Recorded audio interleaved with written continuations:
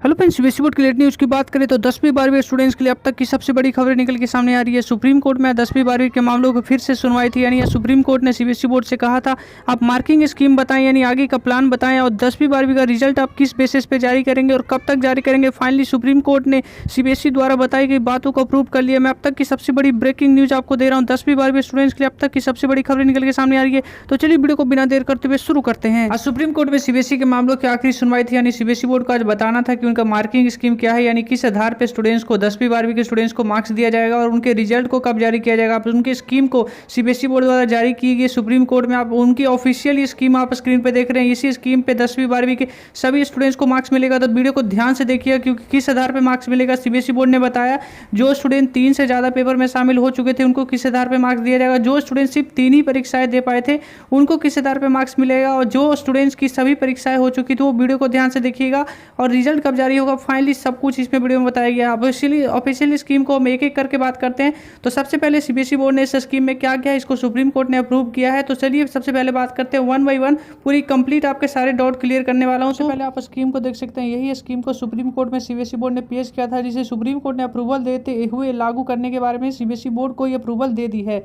सबसे पहले CBSE board की तरफ से ये कहा गया था, वन बाई वन हम बात कर रहे हैं। सबसे पहले सीबीएसई बोर्ड की तरफ से यहाँ पे जो कहा गया है वो बातें ये है कि 1 से 15 जुलाई के बीच में 10वीं 12वीं यानी पूरे ऑल ओवर इंडिया में 10वीं 12वीं की परीक्षाओं को कैंसिल करना, जिसे कर दिया गया है। दूसरी बात है असेसमेंट, यानी सीबीएसई बोर्ड की तरफ से पूरी एक कंप्लीट असेसमेंट मिली है जिस आधार पर स्टूडेंट्स को मार्क्स मिलेगा। मैं आपको वो दिखाऊंगा। उसके बाद जो रिजल्ट के बारे में बातें की जा रही है, यहाँ पर रिजल्ट देखिए सीबीएसई बोर्ड की तरफ से ऑफिशियली कहा जा रहा है 15 जुलाई तक, यानी 15 जुलाई से पहले हो सकता है, 15 जुलाई के बीच में स्टूडेंट्स को रिजल्ट जारी कर दिया जाएगा। चौथा अपडेट यहाँ पे देख सकते हैं, पूरा स्टूडेंट्स यानी कि 10वीं स्टूडेंट्स की कोई भी परीक्षा पूरे देश भर में नहीं होगी और 12वीं स्टूडेंट्स को एक ऑप्शनल एग्जाम के रूप में यानी वैकल्पिक परीक्षा का मौका दिया जाएगा।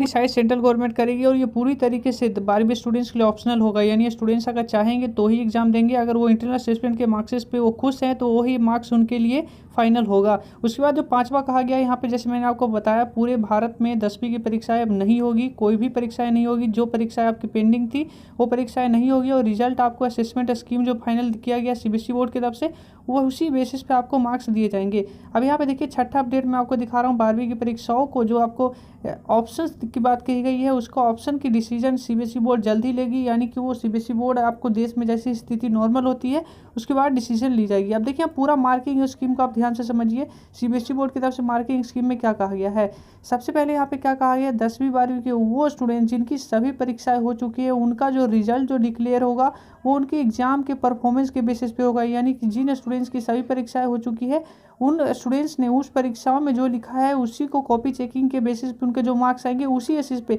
यानी जैसे आपकी जो कॉपी चेकिंग हर साल बोर्ड में होती रहती है, रिजल्ट आती है उसी। मेन बात जो यहाँ पे समझने की वो ये है कि जो स्टूडेंट 3 से ज़्यादा पेपर को दे चुके थे उन स्टूडेंट्स की लास्ट 3 यानी कि जो उनके 3 सब्जेक्ट के मार्क्स को उठाया जाएगा, उन 3 सब्जेक्ट मार्क्स के उठाए जाएंगे जिसमें सबसे ज़्यादा मैक्सिमम मार्क्स होंगे।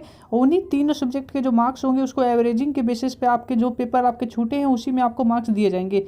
और जो स्टूडेंट्स ओनली 3 पेपर ही दे पाए हैं, आपको ध्यान से देना है, 3 से ज़्यादा आपने दिया है तो 3 मार्क्स उठाए जाएंगे। अगर 2 आपने 3 ही पेपर दिए हैं तो आपके लास्ट के 2 यानी कि आपको 3 पेपर आप दे चुके हैं जिनमें 2 पेपर आपकी कॉपी तीनों चेकिंग होगी, जिसमें 2 में जिसमें मैक्सिमम मार्क्स होंगे उसके मार्क्स उठाए जाएंगे और एवरेज करके आपको लास्ट के जो भी पेपर आपके छूटे हैं उसमें आपको एवरेजिंग मार्क्स मिलेगा। अब बात करते हैं उन स्टूडेंट्स की जिनकी सिर्फ एक ही परीक्षाएं या 2 ही सब्जेक्ट में परीक्षाएं में दे चुके हैं और बाकी उनकी किसी भी पेपर नहीं हुई में ही है, जिनकी सिर्फ एक ही 2 सब्जेक्ट की परीक्षाएं हो पाई थी, बाकी परीक्षाएं नहीं हो पाई थी। तो उन स्टूडेंट्स के लिए कहा है कि उनको जो मार्क्स दिए जाएंगे उसको मार्क्स जो उनके दिए जाएंगे वो उनके इंटरनल या प्रैक्टिकल प्रोजेक्ट यानी स्कूल में जो भी उनके एग्जाम्स हो चुके थे उनके इंटरनल असेसमेंट के बेसिस पे, प्रैक्टिकल एग्जाम्स या प्रोडक्ट असेसमेंट यानी जो भी उनके मार्क्स होंगे उसी के बेसिस पे उनको मार्क्स दिया जाएगा। तो कुछ इस तरीके से पूरे देश में असेसमेंट को जारी किया गया है। तो अगर आपके कोई भी सवाल रह जाते हैं तो आप नीचे मुझसे कमेंट करके पूछ सकते हैं। तो फिलहाल की वीडियो में इतना ही। वीडियो अच्छी लगी तो वीडियो को एक लाइक जरूर कर दीजिएगा और चैनल पर पहली बार आए तो चैनल को सब्सक्राइब करना ना भूलिएगा। जय हिंद।